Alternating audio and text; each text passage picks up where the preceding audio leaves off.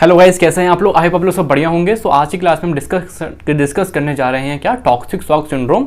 एक अच्छा खासा क्वेश्चन यहाँ से बनता है, शॉर्ट नोट आपको लिखना होता है। बहुत इजी टॉपिक है, इंटरेस्टिंग टॉपिक है, समझ में आएगा, मजा आएगा। ठीक है, चलो। तो टॉक्सिक शॉक सिंड्रोम एक्चुअली है क्या? एक कंडीशन है, लाइफ थ्रेटनिंग कंडीशन है, बहुत रेयर है। पहली बात समझ लो, इतनी कॉमन देखने नहीं मिलेगी, बहुत रेयर है। और होता क्यों है कि कुछ सर्टेन बैक्टीरिया कुछ टॉक्सिन रिलीज करते हैं, जिस वजह से क्या होता है हमारी बॉडी में बहुत सारे मल्टी ऑर्गन फेलियर होता है एक साथ, है ना। लाइफ थ्रेटनिंग बोला ना मैंने आपसे, तो मैंने क्या बोला, लाइफ टॉक्सिक शॉक सिंड्रोम नाम से लिखा हुआ है कि टॉक्सिन से होगा कहीं ना कहीं, है ना।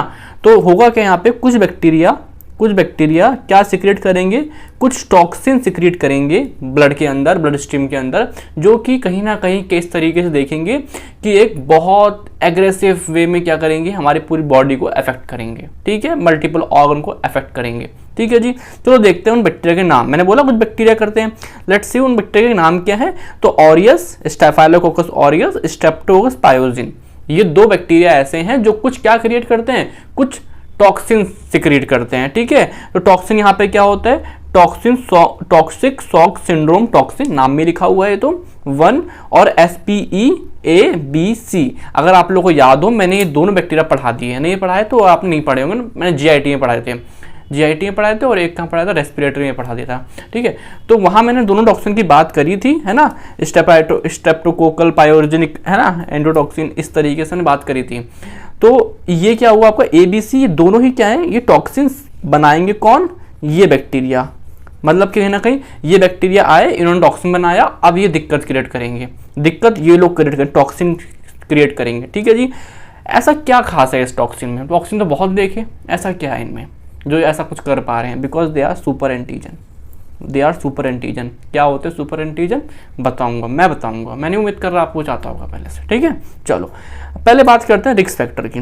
तो रिस्क फैक्टर एक्चुअली में पहले क्या होता है, सोचते थे कि ये सिर्फ बीमारी वुमेन्स को हो रही है। और वुमेन्स को क्यों हो रही है? बिकॉज वुमेन्स क्या हो रहा है, मेंस्ट्रुअल के टाइम पे एब्जॉर्बेंट वेजाइनल टैम्पून यूज़ कर रहे हैं, मतलब ऐसे वेजाइनल टैम्पून यूज़ कर रहे हैं एक तरीके से जो ज़्यादा ब्लड को सोखते हों। मतलब मान लिया 8 से 12 घंटे तक जो आपका टैम्पून होगा उस चेंज करने की ज़रूरत ही नहीं है। तो ये तो सुनने में लग रहा अच्छा होगा, बट नहीं, ये अच्छा क्यों नहीं है? बिकॉज इतने लंबे समय तक अगर हम वहाँ पे क्या नाम टैम्पून यूज़ करेंगे तो क्या होगा, बैक्टीरिया इन्वेड कर जाएंगे ब्लड में, है ना। तो ये लग रहा है कि एब्जॉर्बेंट वेजाइनल टैम्पून्स यूज़ करते हैं, मतलब ऐसे टैम्पून्स जो ज़्यादा ब्लड को सोक कर सकते हो, है ना। तो जिस वजह से जो वुमेन्स हैं वो लंबे समय तक ये टैम्पून यूज़ करने लगी, 8-12 घंटे, जो कि सही नहीं है ना, जो कि सही नहीं है।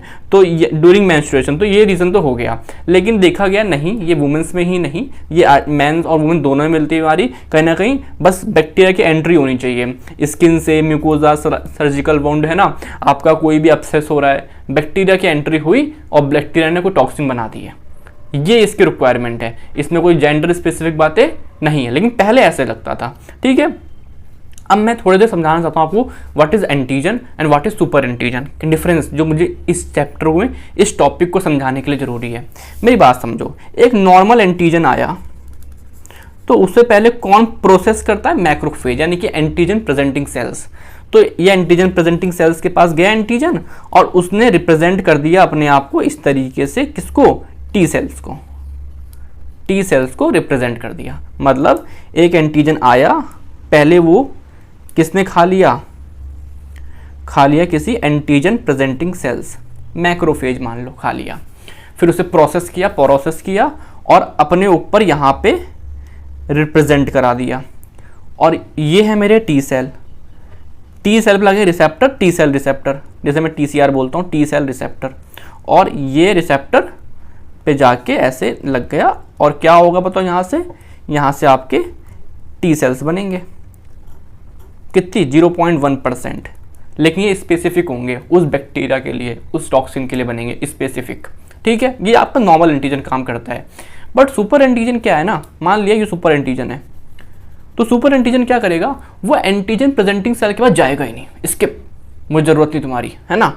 ये देखो, ये गया, स्किप करा, और ये जा रहा है और जाके यहाँ पे जाके लग गया। मतलब इससे फिर से बनाता हूँ, ये जाके, ये क्या है आपका टी सेल्स, है ना, यहाँ पे ये रिसेप्टर और ये एंटीजन प्रेजेंटिंग सेल्स था, है ना, MSC सेकंड बोलते हैं इसको, ठीक है। ये आके बाहर की तरफ यहाँ लग गया, मतलब ये जो हिस्सा है इसको मैं इस तरह से दिखाता हूँ, ये है सुपर एंटीजन, क्या है ये, तो ये आके कहाँ लग गया, इस तरफ लग गया, बाहर की तरफ। नॉर्मली कहाँ लगते थे, बीच में गैप में, यहाँ लगता है नॉर्मली, बट आप कहाँ लग गए, बाहर की तरफ। और इस बार भी ये टी सेल बनाएंगे, बट टी सेल जो पहले 0.1% बन रहे थे, अब कितने बनेंगे बताओ, करीब करीब 20%, 15-20% बनेंगे, इतना नंबर बढ़ जाएगा। मतलब एक तरीके से मैसिव टी सेल्स बनेंगे जो कि नॉन स्पेसिफिक होंगे। ऐसा नहीं कि सिर्फ इस बैक्टीरिया को मार रहे, वो नॉन स्पेसिफिक हैं, है ना, मतलब वो बन गए, रैंडमली बन गए, काम के, बेकार, फालतू, बहुत फालतू, सब बन गए। समझ में आ रहा है कि मैंने क्या बोला? चलो एक बार इस डायग्राम को देखो। नॉर्मली क्या होता है कि कोई एंटीजन आया, उसने अपने आप को ऐसे रिप्रेजेंट कर दिया, बट सुपर एंटीजन में केस में क्या है, वो बाहर से मतलब ये वी बीटा, इसे वी बीटा बोलते हैं, है ना, यहाँ से रिप्रेजेंट कर रहा है, जिस वजह से यहाँ पे जो टी सेल्स जो बनेंगे, इंड्यूस होंगे, वो बहुत ज़्यादा बनेंगे, ठीक है। चलो एक बार देखते हैं यहाँ पे क्या लिखा है मैंने।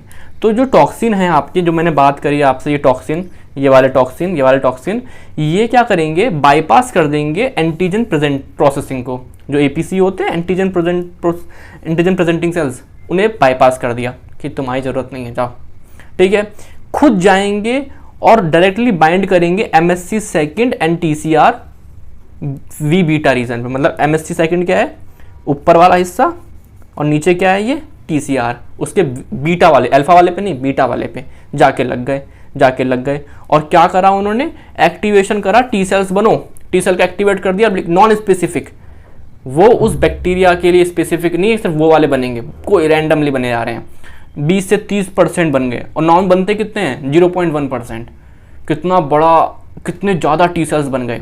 और टी सेल जब एक्टिवेट होते हैं तो वो क्या बनाते हैं बताओ, साइटोकाइन। तो क्या होगा, एक तरीके से जब इतने सारे टी सेल्स बने तो इतने सारे साइटोकाइंस का स्ट्रॉम आ गया, आंधी तूफान आ गया बॉडी के अंदर। तो ये जो आपको दिख रहे हैं इंटरल्यूकिन 1, 2, है ना, ये सब आपके बहुत सारे बनने लगेंगे। और इसकी वजह से क्या होगी, ये फीवर लाएगा, कुछ लाएगा, हाइपोटेंशन, ब्लड में से फ्लूइड बाहर निकलेगा, है ना। तो इस वजह से क्या होगा, मल्टी सिस्टम डिसीज हो जाएगी, जो कि एक तरीके से इवेंचुअली अगर नहीं ट्रीट किया डेथ हो जाएगी, इंसान की डेथ हो जाएगी। समझ में आया मैंने क्या बोला? ये सुपर एंटीजन, फिर समझो, जल्दी से आ जाओ। ये सुपर एंटीजन क्यों है? क्योंकि ये नॉर्मल तरीके से बिहेव नहीं करते हैं। ये आएंगे, स्किप करेंगे एंटीजन प्रेजेंटिंग सेल्स को डायरेक्टली ही, है ना। देखो मैंने बोला ये एंटीजन प्रेजेंटिंग सेल है, और उसके ऊपर ये क्या होता है बताओ, MHC सेकंड, है ना। मैंने इम्यूनिटी नहीं पढ़ रहा है, इसलिए थोड़ा सा इस चीज़ को ज़्यादा नहीं बोल रहा हूँ, ठीक है। ये क्या है आपका, टी सेल एक्टिवेट करेंगे यहाँ पे, है ना। और ये क्या हुआ टी सेल रिसेप्टर, ठीक है ना। ये बीटा, ये अल्फा, है ना। अब क्या हुआ, ये आपका क्या है, सुपर एंटीजन बोलेगा मैं एंटीजन प्रेजेंटिंग सेल पे जाऊंगा कि नहीं, डायरेक्टली चला और यहाँ पे आके इस तरफ लग गया, बाहर की तरफ, वी बीटा रीजन पे, है ना, बीटा रीजन पे। और क्या हुआ, टी सेल का मैसिव एक्टिवेशन हुआ, है ना, बहुत ज़्यादा, 20-30% बने, एक्टिवेट हो गए, जिस वजह से बहुत सारे साइटोकाइन बनेंगे, और साइटोकाइन ही दिक्कत ला देंगे, ठीक है। क्या दिक्कत आएंगे, एक्यूट ऑनसेट में बहुत तेज फीवर आएगा, हाइपोटेंशन हो जाएगा बिकॉज फ्लूइड लॉस होगा, है ना, बीपी कम हो जाएगा, 90 से भी कम हो जाएगा, है ना। चलो आपके बोल रहा हूँ मैं, वोमिटिंग, डायरिया, रैशेज हो जाएंगे, कुछ सनबर्न जैसे हो जाते हैं वैसे, आपका कन्फ्यूजन ब्रेन में अजीब सा, है ना। और डिस्क्वेमेशन, मतलब कहीं ना कहीं जो अपर लेयर ऑफ स्किन होती है ना, वो हटने लगेगी इस तरीके से। तो ये थोड़ा एक्यूट ऑनसेट होंगे, और जब इसे ट्रीट नहीं करेंगे तो कहीं ना, ट्रीट नहीं मतलब कि एक तरीके से ये फिर ऑर्गन को अफेक्ट करेगा, किडनी को करेगा तो क्रिएटिन बढ़ा देगा, लीवर को करेगा तो ट्रांसअमीनेज एंजाइम बढ़ा देगा, रेस्पिरेटरी में क्या करा देगा, ये एक्यूट रेस्पिरेटरी डिस्ट्रेस सिंड्रोम करा देगा, ठीक है। मतलब मल्टीपल ऑर्गन अफेक्ट करना स्टार्ट कर दिया उसको। तो ये हमें सिम्टम देखने मिलेंगे, लेकिन मैं डायग्नोसिस कन्फर्म करूंगा नहीं भाई, ये टॉक्सिक शॉक सिंड्रोम वाला ही पेशेंट है, मैं कैसे कंफर्म करूंगा? तो पहली बात कि उसमें मुझे फीवर, रैशेज और डिस्क्वेमेशन और आपका हाइपोटेंशन मिलना चाहिए, कम से कम 3 ऑर्गन, है ना, 3 या 3 से ज़्यादा की इन्वॉल्वमेंट होनी चाहिए, ठीक है। और आपका कोई और आइडेंटिफाइबल कॉज मुझे नहीं मिलना चाहिए, मतलब जितनी ब्लड रिपोर्ट और कोई भी रिपोर्ट कराऊंगा मैं, वो सब नेगेटिव आनी चाहिए, कल्चर वगैरह नेगेटिव, मतलब मुझे कुछ और नहीं मिल रहा तो ये हो सकता है, ठीक है। चलो तो इसका ट्रीटमेंट क्या है, पहला हम देंगे जल्दी सपोर्टिव। सपोर्टिव मतलब जो जिस चीज़ से जूझ रहा है वो जल्दी जल्दी, जैसे कि सपोज करो उसको क्या हो रहा है, एक्यूट रेस्पिरेटरी डिस्ट्रेस सिंड्रोम, तो उसे ऑक्सीजन दे दो, ज़्यादा दिक्कत है वेंटिलेशन पे ले आओ, है ना। और जब उसको बीपी कम हो रहा है, हाइपोटेंशन हो रहा है, फ्लूइड लॉस हो गया क्योंकि उसके वेसल से, तो आईवी फ्लूइड दे दो, वैसोप्रेसन दे दो, है ना, वैसोप्रेसर दे दो। तो ये हो गया काम हमारे सपोर्टिव ट्रीटमेंट। इससे क्या पेशेंट का इलाज हो गया क्या? नहीं, इससे उसे आराम मिल गया। पहले तो उसे आराम देना ना उसका सा, फिर ट्रीटमेंट भी चलाएंगे साथ साथ, फिर उसको हम एंटीबायोटिक लाएंगे, क्लिंडामाइसिन, कोई रेजिस्टेंस वगैरह होगा, है ना, तो हम उसमें MRSA वगैरह हुआ तो कुछ, तो हम उसमें वेंकोमाइसिन वगैरह चला देंगे। फार्मा वाला पॉइंट है, ठीक है। अदर और क्या कर सकते हैं कि जो सोर्स है, ये टॉक्सिन आ कहाँ से रहा है, मतलब जो टैम्पून है क्या वहाँ से आ रहा है तो उसे हटाओ, ठीक है। कोई एब्सेस वगैरह है बॉडी में तो उसे हटाओ, उसे साफ़ करो, ठीक है। तो ये हो गया। कैसा लगा टॉपिक यार? 10 मिनट की वीडियो थी, मैंने ट्राई किया, मैं ट्राई लेवल बेस्ट, ठीक है। कोई दिक्कत परेशानी हो तो बताना मुझे। Okay guys, thank you, bye.